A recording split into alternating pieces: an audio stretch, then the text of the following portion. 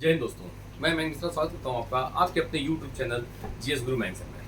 आज हम बात करेंगे अलाउद्दीन की। वही अलाउद्दीन जो अपने चाचा की हत्या कर दिल्ली की गद्दी में बैठा। जलालुद्दीन जिसने उसे पाला पोसा बड़ा किया, भतीजा था इसका और दामाद बाद में बनाया, लेकिन ये उसका भी सगा नहीं हुआ और उसने उसकी हत्या कर दी। तो अब जो इम्पॉर्टेंट चीज़ें होंगी, टॉपिक काफ़ी बड़ा है, कुछ चीज़ें हम दूसरे पार्ट में लेके आएंगे, लेकिन आज जितनी हम बात कर रहे होंगे वो अलाउद्दीन के बारे में सारी बातें हो रही होंगी। उसके जो अभियान होंगे विशिष्ट वो, और उसकी जो आर्थिक व्यवस्था है, सैन्य व्यवस्था है, इसके लिए हम एक अलग वीडियो तैयार कर रहे होंगे। तो हम शुरू करते हैं अलाउद्दीन के बारे में। अलाउद्दीन खिलजी, जिसका मूल नाम है अली गुरसास, 1296 से लेकर 1316 तक दिल्ली की गद्दी पर बैठता है। अली गुरसास जो है उसने उपाधि ली थी यामनी उल खिलाफत, यानी खलीफा का सहयोगी, सिकंदर सानी या सिकंदर किरण सानी या सिकंदर द्वितीय, ये उपाधियां ली थी।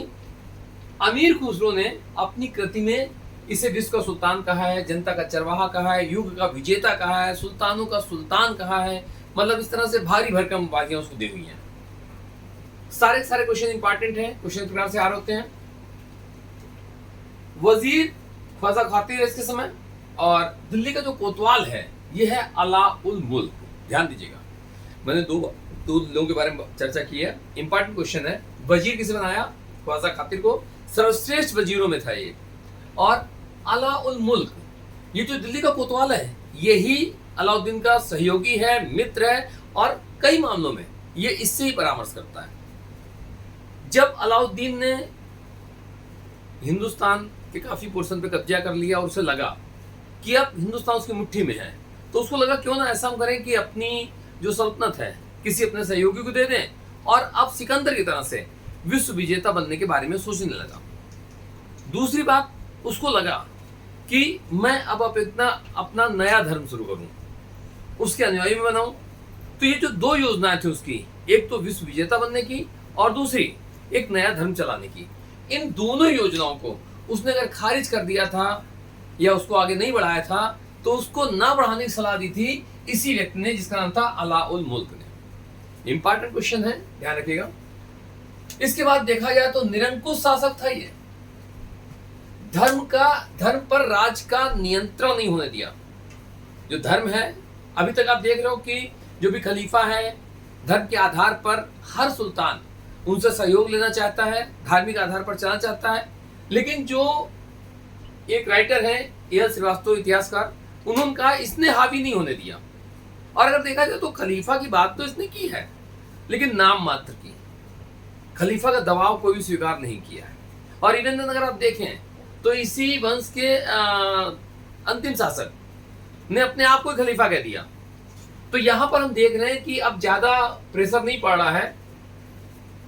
राजस्व सिद्धांत की बात की जाए तो शासक की निरंकुशता, साम्राज्यवाद, धर्म और राजनीति का पृथक्करण, यानी धर्म अलग जगह है, राजनीति अलग जगह है। साम्राज्य के विस्तारवाद की भी हमने बात सबसे बताई कि जो दक्षिण भारत है, पहले विस्तार करने का काम जो किया है वो इसी ने किया है। दक्षिण भारत में जो अटैक पहला होता है वो भी अलाउद्दीन खिलजी ने किया हुआ है, जलालुद्दीन के समय। तो उसके बाद इसके समय क्या हो रहा है, कुछ विद्रोह भी हुए हैं। पहला विद्रोह क्या उसका हो रहा है?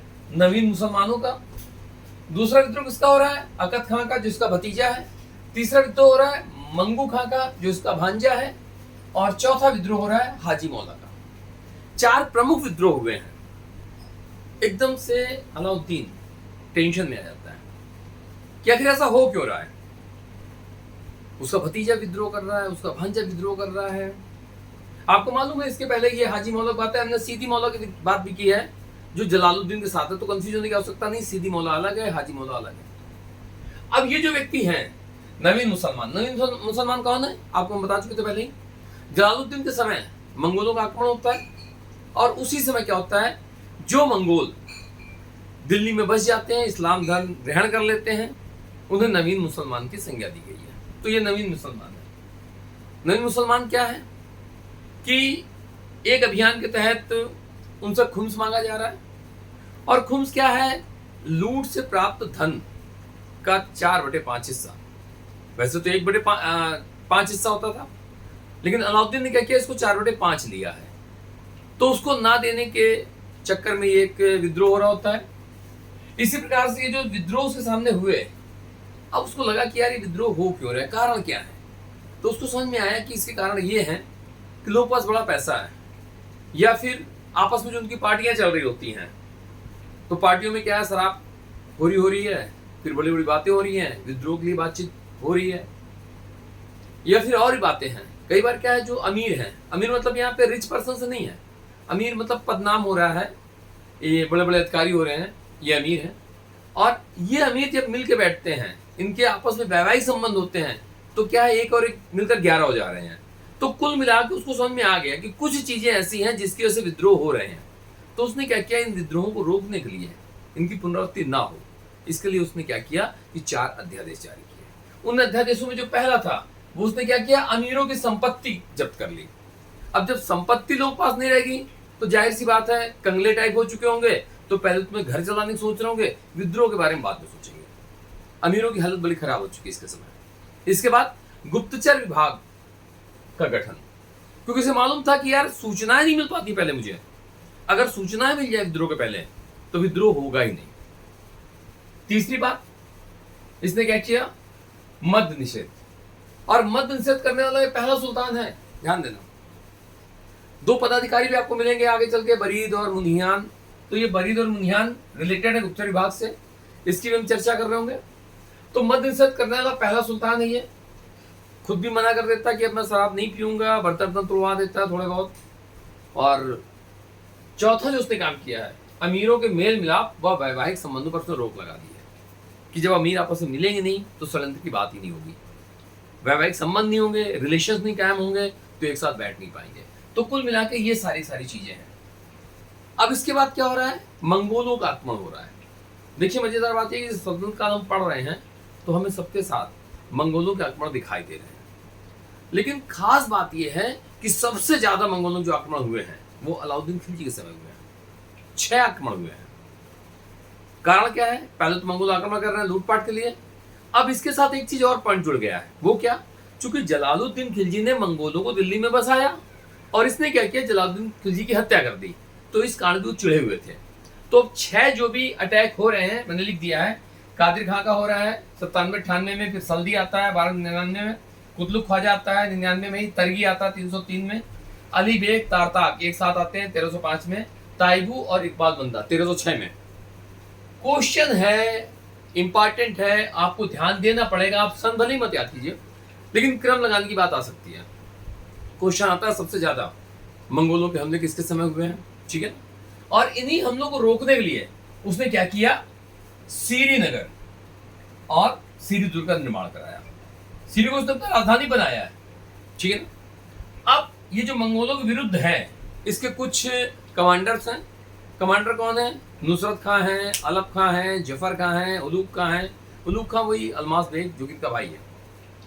इंपॉर्टेंट बात यह है कि इसमें से एक व्यक्ति है जफर खां, ये मंगोलों के आक्रमण में मारा जाता है। इंपॉर्टेंट क्वेश्चन है, आप इसे भी अंडरलाइन कर लीजिए। मंगोलों के विरुद्ध रक्त और तलवार की नीति अपनाई, यानी क्या है, मारना है, जो बचे कुचे हैं सामने आ जा रहे हैं उनको दास बना लेना, या उनकी फैमिली वालों को दास बना लेना। तो ये तो बात होगी इससे मंगोलों की। अब क्या है, ये विस्तार कर रहा है। उत्तर भारत में इसने कुछ अभियान चलाए हुए हैं, जिसमें गुजरात, रणथंभौर, चित्तौड़, मालवा, सेवान, जालौर। दक्षिण भारत में देखा जाए तो देवगिरी, तेलंगाना, द्वार समुद्र, मथुरा। उत्तर भारत की बात हम छोड़ते हैं। दक्षिण भारत, चूंकि पहली बार ऐसा हुआ कि दक्षिण भारत के लिए किसी ने अभियान चलाया है, और वो कौन है, अलाउद्दीन खिलजी। तो क्या कारण है, जाहिर सी बात है, सुल्तान को धन की आवश्यकता थी। धन की आवश्यकता इसलिए थी क्योंकि उसके पास एक बहुत बड़ी सेना थी। बहुत बड़ी सेना क्यों थी, मंगोलों के अटैक से बचने के लिए। सेना की संख्या आप जानते हैं 4.5 लाख थी। और मजेदार बात है, मैं सुनता हूं, मैं यकीन नहीं कर पाता हूं, लेकिन उन 4.5 लाख लोगों के चेहरे और नाम अलाउद्दीन को याद थे, मालूम थे। तो जाहिर सी बात है, काबिलियत तो थी ऑलरेडी उसके पास। तो दक्षिण भारत में जो अभियान है, तो हम कह रहे हैं दक्षिण भारत के अभियान करने वाले जो प्रथम सुल्तान है यही है।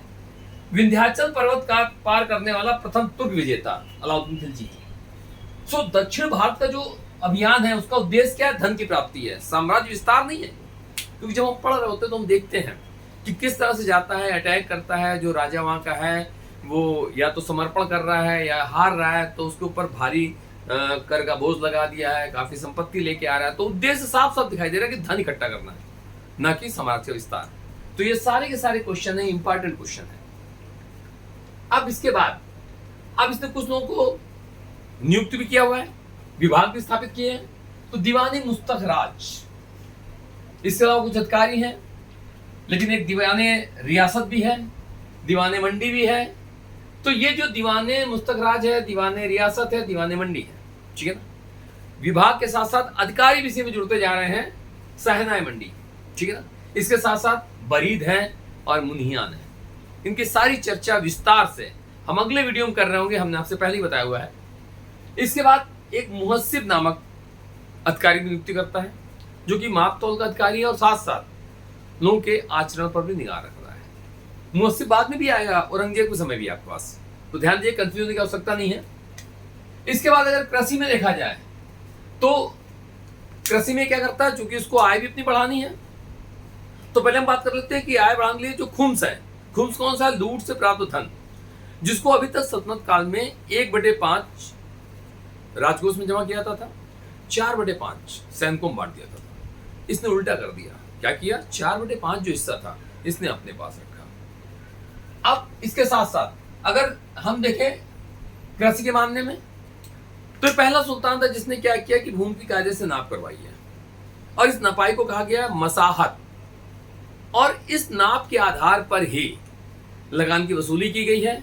बिस्वा जो है उसको इकाई माना गया है, और इस प्रकार से इसने लगान वसूलना शुरू किया है। लगान वसूलने की जो दर है बहुत ज्यादा है, 50% है। सारे इंपॉर्टेंट क्वेश्चन है कि अलाउद्दीन खिलजी ने खुम्स का कितना भाग लिया हुआ है, या फिर जो कृषि कर था, लगान था, वो कितना % था, या फिर कृषि भूमि की जो उसने नाप करवाई है उसको क्या कहा गया है, मसात कहा गया है, और दर भी आपसे पूछ ली गई है। इकाई क्या है, तो इकाई बिस्वा है।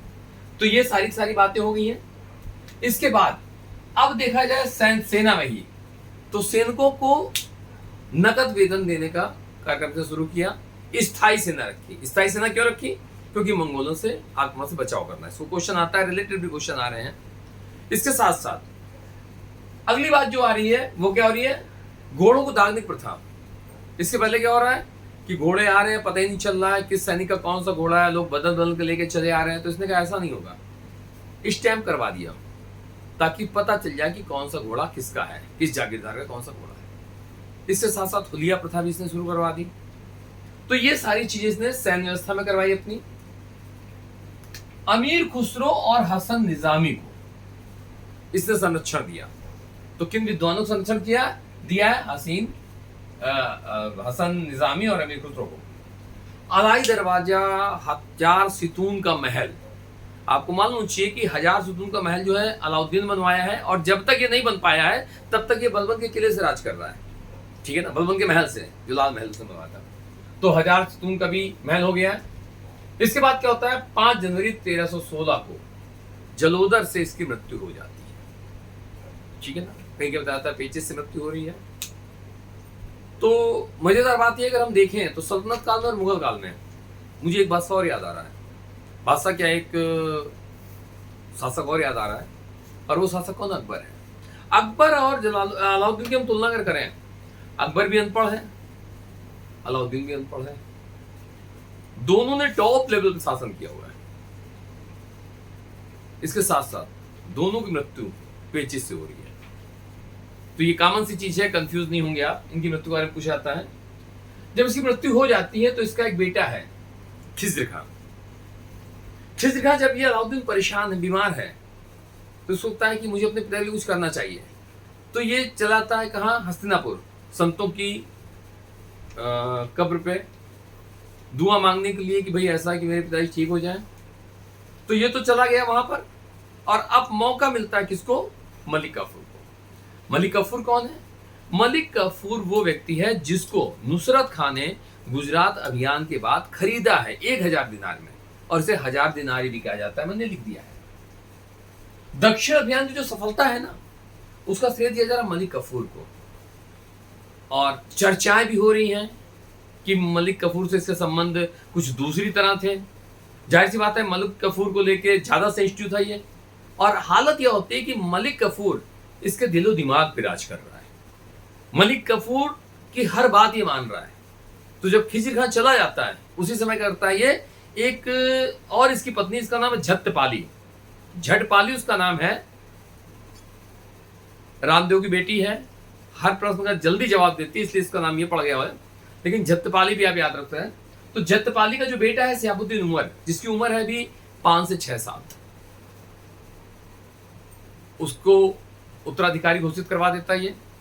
मृत्यु के पश्चात इसको बैठालता है, और चूंकि खिजर खान तो बाहर जा चुका है, खिजर खान को अरेस्ट करवाता है, ग्वालियर किले में कैद करवा देता है, और खुद इसका संरक्षक बन के बैठ जाता है। कुछ दिनों तक ये सब चलता रहता है। इसके बाद क्या होता है, ये व्यक्ति जो है मलिक कफूर, ये क्या कर रहा है, एक तो मैंने बताया खिजर खान की ये आंखें फुड़वा देता है, और जो दूसरा भाई है उसकी भी आंखें फुड़वा देता है, और दोनों को ग्वालियर किले में कैद कर देता है। अब बचता तीसरा भाई। तीसरा भाई कौन है, मुबारक खिलजी। मुबारक खिलजी की आंख फोड़ने के लिए सैनिकों को भेजता है, लेकिन क्या होता है, मुबारक खिलजी उन्हें किसी तरह बताता है कि उसके पुरखों के साथ किस तरह से उसके सैनिक रहे हैं उसके पिता के साथ, और कैसे उनके वफादार रहे हैं। तो कुल मिला के इमोशनल थोड़ा सा घुमा देता है वो उनको, अपने हीरो का हार दे देता है, और ओवरऑल ये होता है कि अपनी जान बचा लेता है। और यही मुबारक खिलजी बाद में क्या करता है, मलिक कफूर की हत्या कर देता है, और फिर बन जाता है शासक। मुबारक खिलजी जो कि खिलजी साम्राज्य का अंतिम शासक है। कहने के लिए तो उसके साथ खास कुछ नहीं है, लेकिन हाँ, देवगिरी की पुनर्विजय इसके खाते में अगर देखा जाए तो सिर्फ एक यही बेहतर चीज दिखाई दे रही है। इसके अलावा किसी अभियान में कुछ खास दिख नहीं रहा है, इसने बहुत कुछ नहीं किया है, चर्चा में रहा है। चर्चा में क्यों रहा है, मैंने लिखा हुआ है, क्या दरबार में अक्सर नग्न अवस्था में दरबारियों के बीच में दौड़ा करता था, ऐसा बर्नी का कहना है कि इस टाइप का था, चरित्रहीन था ये। मुबारक हसन जो कि एक हिंदू धर्म से परिवर्तित मुसलमान है, उसको ये अपना वजीर बना देता है, खुसरो शाह की उपाधि देता है उसको। और ये खुसरो शाह क्या करता है, चूंकि ये जो व्यक्ति है खुसरो शाह बरादू जात का है, हिंदू है, बरादू जात लवाकू जात है वो। लेकिन जो मुबारक खिलजी है ये इसके साथ कुछ बदतमीजियां भरे दरबार में करता है, जैसे उसका चुम्बन ले लेता है, उसको आलिंगन उसका करता है। तो ये सारी चीजें उसे पसंद नहीं आ रही है, लेकिन अब चूंकि सुल्तान है कुछ कह नहीं पा रहा है, मौका पाके एक दिन हत्या कर देता है ये मुबारक खिलजी की, और क्या करता है, बन जाता है, बन बैठता सुल्तान नासिरुद्दीन खुसरो शाह के नाम से।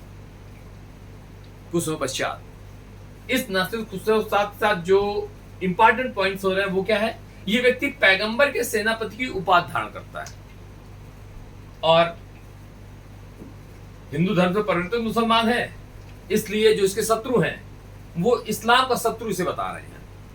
और जो गाजी मलिक है वो कह रहा है कि इस्लाम खतरे में, इस प्रकार के नारे लगाता है। और एक युद्ध होता है तिलपत के पास, गाजी मलिक इसको समाप्त कर देता है, मार देता है, और एक नए वंश की स्थापना करता है, तुगलक वंश की। तुगलक वंश शुरू करने से पहले अभी बचा है, और अलाउद्दीन के साथ उसका अगला पार्ट जो आ रहा होगा उसमें हम बात कर रहे होंगे उसकी आर्थिक विशेषताओं के बारे में, जिसमें बाजार व्यवस्था भी होगी, सैन्य व्यवस्था के बारे में बातचीत हम कर रहे होंगे। तो अभी और भी चीजें हैं इसमें, लेकिन ये जो मैंने बात बताई ये सीधे ऊपर से लेकर नीचे तक किस प्रकार से सिस्टम चला, अलाउद्दीन साहब क्या खास बातें थी, ठीक है ना। जैसे मैंने एक पॉइंट पे लिख दिया है कि उसने नए कर भी लगाए, इंपॉर्टेंट है, चरी कर और घड़ी कर।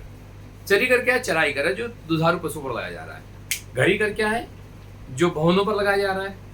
लेकिन अभी भी और बहुत सारी चीजें हैं जिसको वहां पर डिफाइन कर रहे होंगे, क्योंकि अगर एक ही वीडियो में डिफाइन कर रहा हूँ सारी चीजें तो आप कहीं ना कहीं एक तो उलझ जाएंगे, दूसरा वीडियो बहुत बड़ी हो चुकी होगी।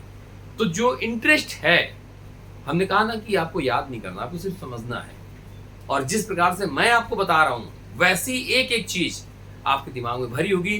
कहानी तो बहुत लंबी लंबी है इसकी, लेकिन क्या है कि हम उसे छोटा करके बता रहे हैं, क्योंकि हमें आपको इतिहास को रोचक तो बनाना ही है, लेकिन उसे कहानी तौर पे नहीं करना है, इंपॉर्टेंट तौर पे, ताकि आपके एग्जाम क्वालिफाई हो। बाकी बाद में आपके पास खूब समय होगा, हमारे और वीडियोस आएंगे जिसमें आप डिटेल से इनके बारे में और ज़्यादा जान लोगे, जो कि कहानी के तौर पर सर्फ होगा। वीडियो आपको पसंद आई है तो जरूर आप लाइक करें, शेयर करें और कमेंट भी लिखें। उस कमेंट से पता चलता है कि हाँ, वीडियो आपको किस तरह पसंद आ रही है, कैसा है, आप हमसे और क्या चाहते हैं। और अगर आपने सब्सक्राइब नहीं किया है तो इसे सब्सक्राइब करें। धन्यवाद।